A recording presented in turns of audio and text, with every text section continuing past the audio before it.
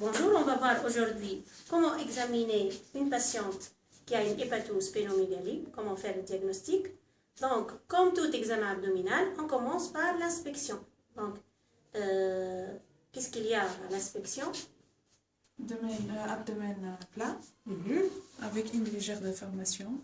D'accord, au niveau de l'hypocondre droit.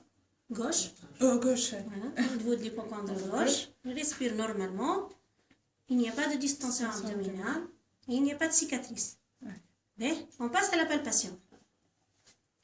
On commence par les zones les moins douloureuses. D'accord. Donc la patiente a une douleur située au niveau de l'hypocondre gauche et de la région épigastrique. On commence par l'hypocondre droit. Oui. On palpe à plat par une ou deux mains. On peut palper une seule main pour avoir plus de sensibilité.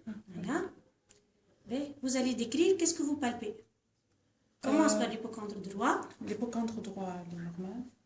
On ne parle pas de masse. Pas de masse. Vous êtes sûr? Une légère masse. Voilà. Il existe, on ne dit pas une légère masse, il existe donc une masse au niveau de l'hypocondre droit, donc qui déborde donc de 3 à peu près travers de doigt au niveau de l'hypocondre droit. C'est une masse qui est mobile à la respiration ou pas? On demande à la patiente de respirer. Hein? Nafas? Nafas بالبي. Tu palpes. Est-ce que la masse est mobile à la respiration? Elle est mobile à la respiration. Très probablement, elle est d'origine hépatique. Donc, il s'agit très probablement d'une hépatomégalie. Pour confirmer, on va mesurer la flèche hépatique. Donc, je à la technique. On va voir On percute la limite supérieure du foie par la percussion.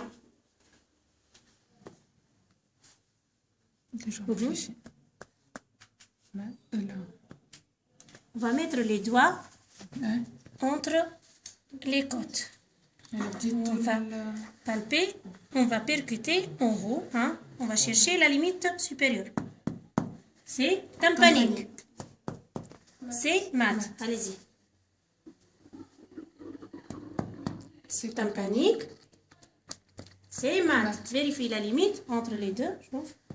C'est mat. Donc, on met une trace là, entre la matité, entre le tympanisme de l'air pulmonaire et la matité de l'air hépatique. On continue la percussion.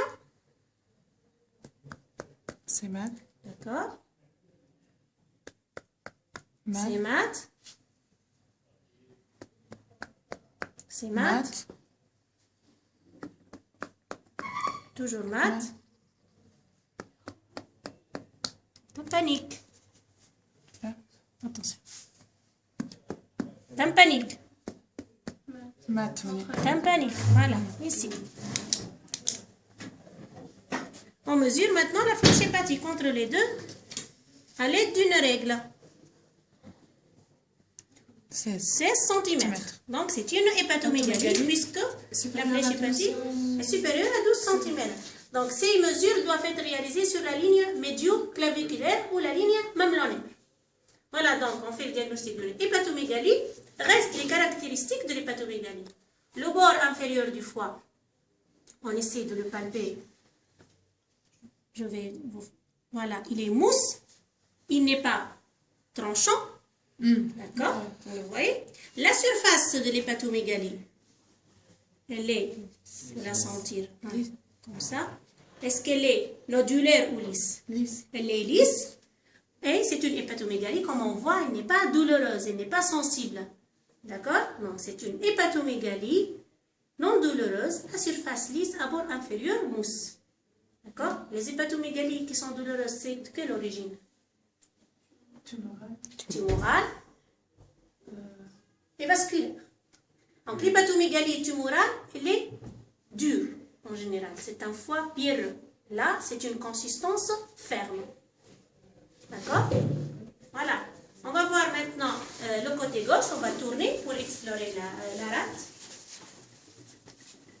Et cette déformation qu'on voit, donc, vous allez d'abord décrire cette masse qu'on voit déjà.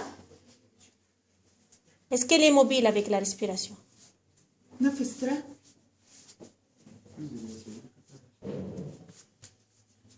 Oui, non.